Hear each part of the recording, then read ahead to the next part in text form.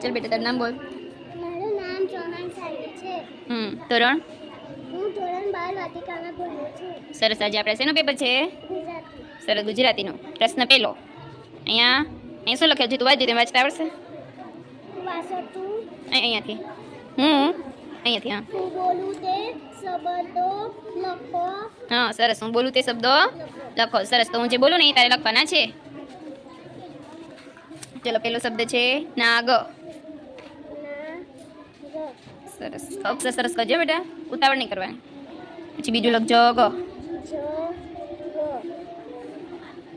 પેન્સિલમાં અણી નથી કાઢી દે. એ અણી કાઢેલી પેન્સિલ હોય આપો તો.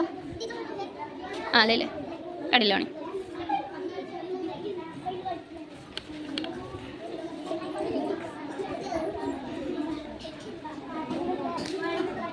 ચલો, ત્રીજું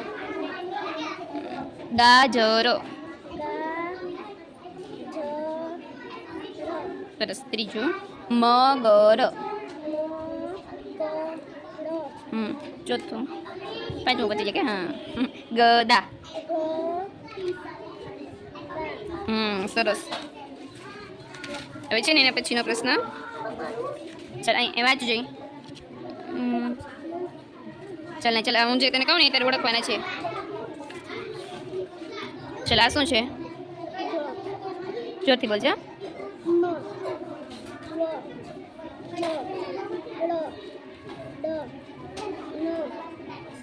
વેરી ગુડ, બધા સાચા ને? જો આ પણ સાચું. જગ, ગાજર, મગર, ગદા. 5.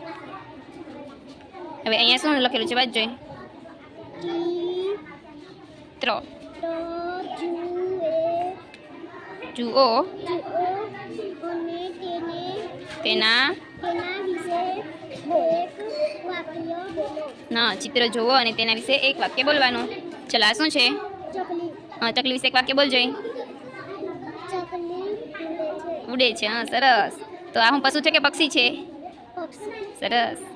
ચલો, આ કેળું. હા, તો કેળા વિશે એક વાક્ય બોલ જોઈ. હા, બીજું કંઈ હજી યાદ હોય તો બોલી દે કેળા વિશે.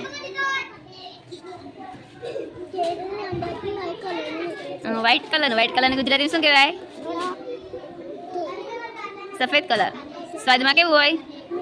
સરસ. એમાં આપણે શું મળે? કેલ્શિયમ મળે. શું મળે? કેલ્શિયમ. હાડકા મજબૂત થાય, હે ને?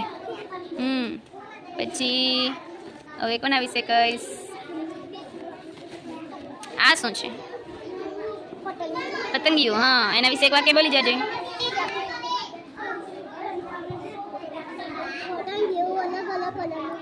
રંગબેરંગી. હા, સરસ. Very good. તો ચલો, સાનવી બેન શેના વિશે બોલ્યા? પહેલું શું બોલ્યા હતા? પહેલા શેના વિશે બોલી હતી? ચકલી વિશે.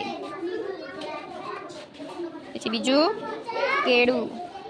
ત્રીજું પતંગિયું.